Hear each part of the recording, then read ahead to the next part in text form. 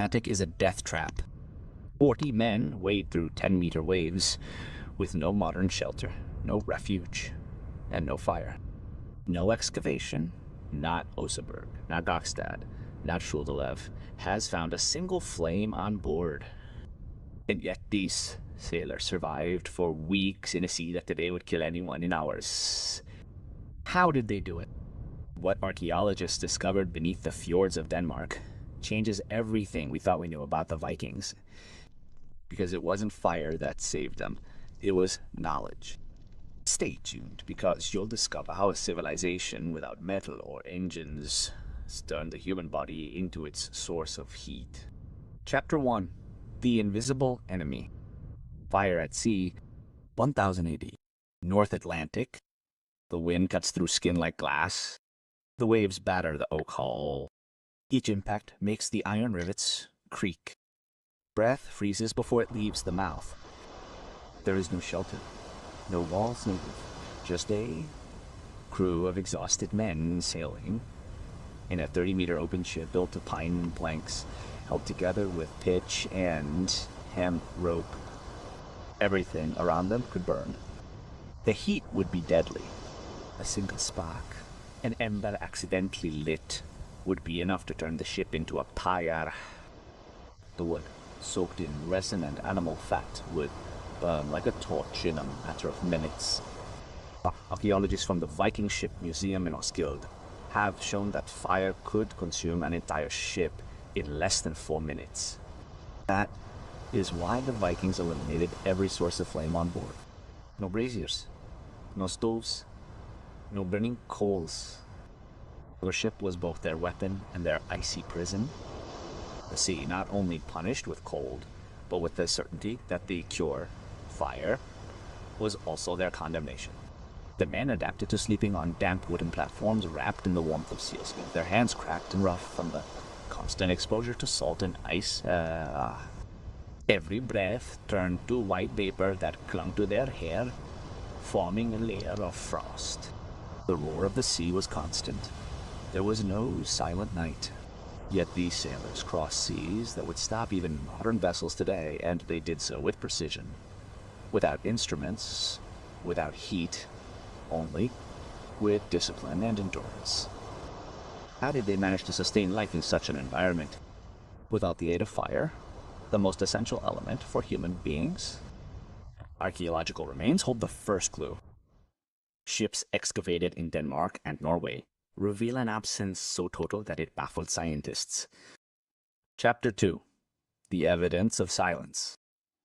Beneath the mud of Roskilde Fjord, Denmark, archaeologists found 5 ships that would change everything we knew about Viking navigation. They were called the Skuldelev ships, dating from between 1000 and 1070. They included a warship, a cargo ship, and 2 mixed vessels. For months, teams from the Viking Ship Museum recovered every plank, every rivet, every object stuck to the seabed. They found barrels of water, tools, remnants of rope, even fragments of preserved food, but something was missing. Something so obvious that researchers doubted their own records. There was no sign of fire, not a brazier, not a blackened slab, not a fragment of burnt pottery, nothing. Nothing.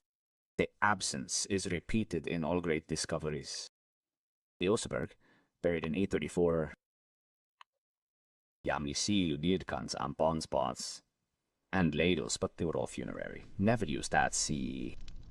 The Gokstad, dated to around 890, turned up large tanks of water and dried food, but no cooking devices. Even more recent excavations, such as Jelstad, 2020-2021, confirmed the same pattern with modern radar and 3D scanning technology. Not a single evidence of fire. Ancient texts bear this out.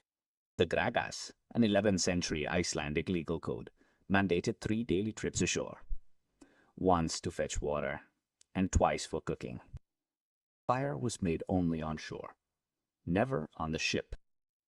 This wasn't superstition. It was engineering. The Vikings knew that fire and pine needles couldn't coexist. What to us seems like a lack was actually a deliberate choice, sacrificing warmth for survival. But if they eliminated fire, how did they endure freezing temperatures for weeks on end on the open sea? Greenland's graves and the Icelandic sagas hold the answer in the form of textile technology that was ahead of its time. Chapter 3: The Heat That Didn't Burn. On the icy shores of Greenland, archaeologists Harry Alfsnes found something unexpected: fragments of Viking clothing so well preserved that they still showed the original stitching. The wool fibers were woven together in multiple layers, with different thicknesses and twists. Each garment fulfilled a precise function: to repel the wind, retain heat, or allow moisture to escape.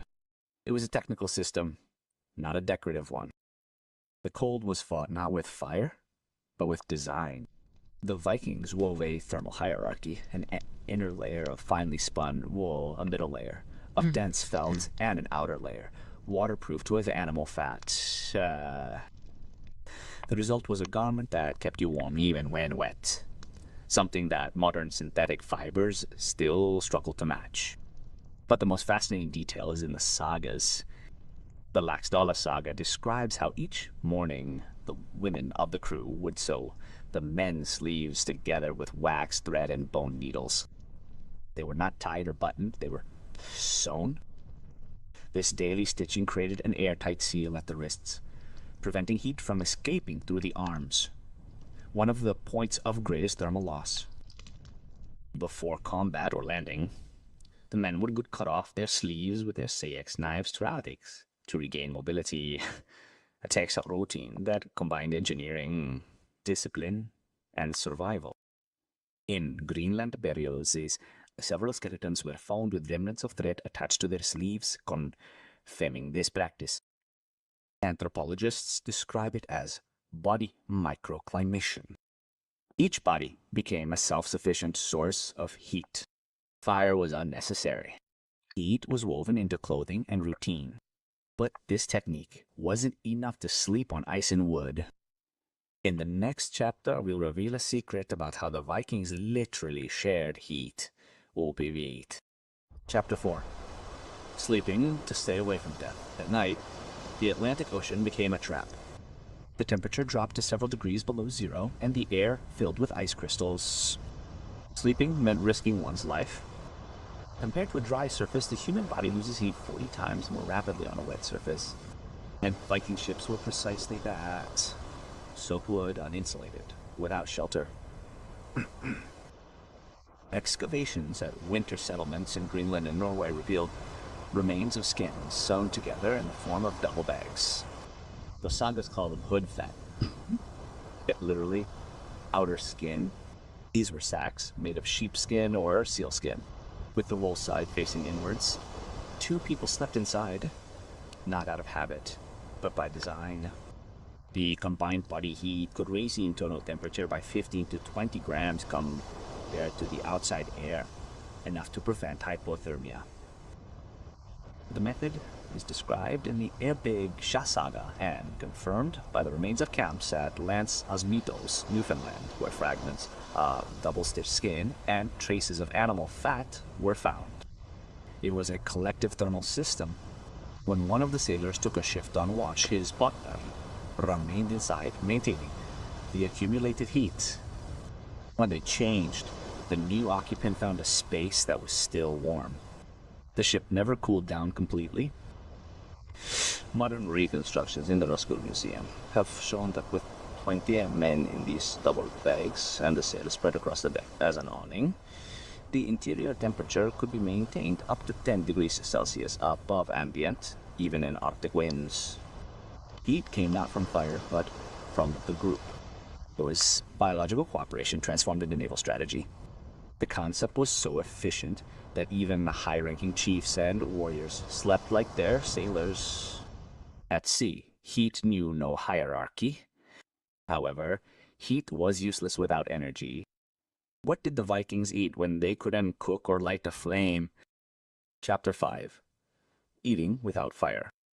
The human body needs about 3,000 calories a day to withstand temperatures close to freezing. The Vikings knew this and had designed a specific diet to withstand the cold without cooking. Excavations at Hedeby, one of the largest Viking ports in northern Europe, revealed remains of dried fish, hardened bread, pressed grains, and solidified animal fat. All were designed to be consumed cold, while moving and without risk of fire. Archaeologists found caches of dried cod, herring, and haddock treated with brine and freezing air. Its caloric content exceeded 200 calories per 100 grams, twice that of cooked meat. Alongside them appeared the so-called skutelbrauð, or travel breads, small pieces of barley flour and nuts hardened in the sun, capable of lasting for months. The most surprising find comes from the remains of pots in York, where traces of solidified porridge were detected. The sagas mention it as kálgrautn, a mixture of oats, butter, and salt. It was prepared before setting sail and stored in sealed barrels. During the voyage, it was consumed directly or dissolved in seawater. At body temperature, it became an energetic mass capable of sustaining long days of rowing. Fire, once again, was kept outside the ship. All preparation was done on land, following the gragas, the Icelandic legal codes that required cooking only during landings. Even the way of eating was optimized. Each crew member had his SAEX knife and a wooden spoon hanging from his neck. No metal utensils that could accumulate extreme cold. Eating was neither pleasure nor ritual. It was thermal calculation. These strategies not only guaranteed survival, but also allowed them to plan longer and faster journeys. The time that others lost cooking, the Vikings gained by sailing. But if food kept them alive, the real challenge was staying sane. In the next chapter, we will reveal a little-known secret about their mental resilience. Chapter 6. The heat of the mind. The cold didn't just attack the body, it attacked the mind. Days without sunlight, endless nights, the constant roar of the sea. Aboard an open ship, and silence never existed. The men faced not only the ice, but isolation. And without fire, there was no meeting point, no shared warmth, no visual distraction. Still, they endured. As excavations of more than 50 Viking camps in Ribe, Kopang, York, and Bork revealed an unexpected pattern. Games, dice carved from bone, nefatafla boards, wooden tokens, and small ivory pieces with geometric engravings. More than 300 have been catalogued by the Museum of Cultural History in Oslo. These pieces were not mere entertainment. They were part of a system of psychological resilience. The Vikings intuitively understood that keeping the mind active preserved group morale. Because it's a strategy game, HNATFL provided essential mental training for both warfare and navigation. As the waves crashed, men moved pieces on a makeshift board of wood or leather. Fire was forbidden, but imagination burned. Rudimentary musical instruments were also found: bone flutes, drums stretched from sealskin, and even fragments of a lyre. Anthropologists call it psychological thermogenesis, the emotional arousal that raises body temperature and enhances the perception of cold. Simply put, distractions were hot. The Erik Saga Rauda tells of nightly tales told during watch, when each crewman had to keep the next awake with stories of expeditions and omens. These were not bedtime stories, but rituals of cohesion. The Vikings' strength lay not in their steel alone, but in their ability to tame their minds in the face of adversity. And beneath that mind control lay an even more advanced strategy, a principle that modern archaeologists are only just beginning to decipher. In the next chapter, we'll reveal the technical secret that made their ships the toughest in the Atlantic. Chapter 7. The Ship That Couldn't Burn. Each drakkar was a floating paradox, light and swift, yet as flammable as a torch. Because it was fireproof, its design precluded the use of fire. The technical secret lay in clinker construction, a Nordic technique in which the hull planks overlap each other like fish scales held together by iron rivets and sealed with pitch and animal hair. This structure made the ship flexible, capable of absorbing the force of the waves without breaking apart. But it also made it a vessel filled with combustible materials: dry wood, tar, grease, and wool. Every crack in the ship was sealed with a mixture of pine, resin, and beeswax. Its function was to waterproof, but it also turned the ship into a fire trap. Archaeologist Ove Krumland Pedersen of the Viking Ship Museum calculated that a spark on the deck could spread a full-blown fire in less than 4 minutes. Tests on modern replicas confirmed that there was no safe way to contain a flame without destroying the ship. So the Vikings eliminated all possibility of combustion. It was not a technological limitation, but a strategic decision. In return, they gained speed and autonomy. Without ovens, coal, or cooking areas, a ship's total weight was reduced by up to 8%, increasing average sailing speed by almost a knot. That margin meant the difference between escaping or dying in an ambush.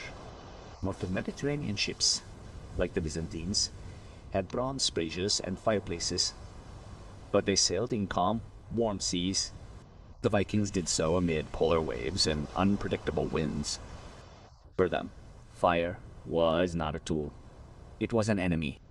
This combination of engineering and prudence created the most resistant ships in the medieval Atlantic.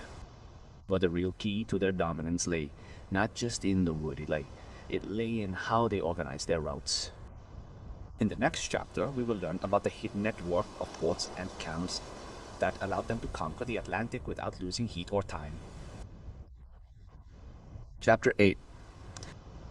The Vikings did not live on the sea, they used it as a route. For decades, it was thought that they spent months at a time on board, but recent archaeology has shown otherwise. An organized network of coastal shelters spanned the entire North Atlantic. From Norway to Newfoundland, more than 200 sites have been identified by the Viking Ship Museum's Coastal Archaeology Project. They were natural harbors, anchorages protected from the wind, where crews would stop to warm up, repair, and cook. Excavations at Torks, England, led by the universities of York and Sheffield between 2009 and 2017, revealed a camp of more than 55 hectares with stone hearths, workshops, and remains of cooked food. It was a winter base, not a permanent settlement. Each voyage was precisely planned. Ships set sail with stocks of cold food and dry clothing, knowing that every few days they would reach a safe point on dry land. There they would light fires, repair their hulls, and cook to restock. At sea, they risked nothing. On land, they recovered everything. This logistics explains how they were able to cross oceans without freezing to death. It was a network of technical stations, not a heroic improvisation. Even the sagas confirm this. The Land Namabok mentions winter houses along the coasts of Iceland and Greenland, used by the same crews that set out in the spring. The Vikings turned the Atlantic coast into a safe maritime highway centuries before the concept of naval infrastructure existed. And this invisible, the naked organization was their true shield against the elements. But there is one element that still puzzles researchers, a recent discovery that seems to defy all scientific explanation. Don't miss the last chapter. We will reveal evidence discovered in Greenland that even modern science cannot explain. Chapter 9. The Cold Experiment. Sometimes, archaeology needs more than artifacts. It needs to feel what the ancients felt. In 2007, a team from the Viking Ship Museum in Roskilde decided to test whether a group of modern humans could survive as the Vikings did, without fire, without a cabin, and without shelter. The experiment was called Sea Stallion from Glendalough, an exact replica of Lev's school ship, two 30-meter-long ships, which crossed the sea from Denmark to Dublin. The crew, 38 men and women, were subjected to the same conditions as 1,000 years ago. For 7 weeks, they sailed in temperatures that dropped to 2 grams Celsius, sleeping on open decks and eating cold food without a single flame. The results surprised even the scientists. Physiological measurements showed that the crew maintained a stable body temperature thanks to the same system used by the Vikings: dense woolen clothing, constant shifts of watch, and shared heat in double sacks. Study. The researchers also documented an unexpected phenomenon. Group morale increased during the coldest nights. Physical fatigue seemed to be compensated for by cooperation. Sharing warmth was sharing trust, the log recorded, an observation that connects with what anthropologists call social thermal resilience, a mechanism that the Vikings understood without knowing its name. The experiment also confirmed that the absence of fire reduced risks with no embers or smoke. There were no accidents, no hull damage, and no carbon monoxide poisoning. Everything worked exactly as the archaeological evidence suggested. The Sea Stallion not only proved that the Vikings could survive without artificial heat, it demonstrated that this technical solution was superior for their conditions.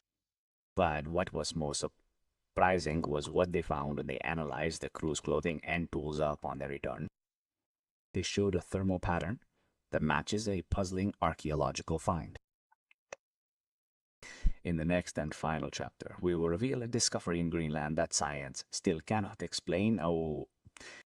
Chapter 10. The Impossible Heat. In 2018, a team of Danish archaeologists excavated a Viking settlement in Narsak, southern Greenland. They expected to find remains of tools and bones, but instead they discovered something that baffled even modern science. Fragments of wool with an anomalous thermal pattern. The analysis by the National Museum of Denmark showed that the fibers had been modified by prolonged contact with body heat, not fire. They retained a structure that appeared to have acted as a biological insulator, retaining energy beyond what ordinary wool could. It was as if these garments had learned to hold in heat. Compared to the cloaks worn in the Sea Stallion from a Glendalough experiment, the results were consistent. The fibers were activated when wet, creating micro-air chambers that trapped heat even when soaked. A natural technology that is still not fully understood. This discovery transformed the way we see the Vikings. They were not barbarians weathering the ice, but bioclimatic engineers who turned their environment into an extension of their bodies without fire, without metal, without fuel, only through knowledge, cooperation, and design. From the fjords of Norway to the shores of America, their legacy was not just the steel of their swords, but the precision with which they planned their survival.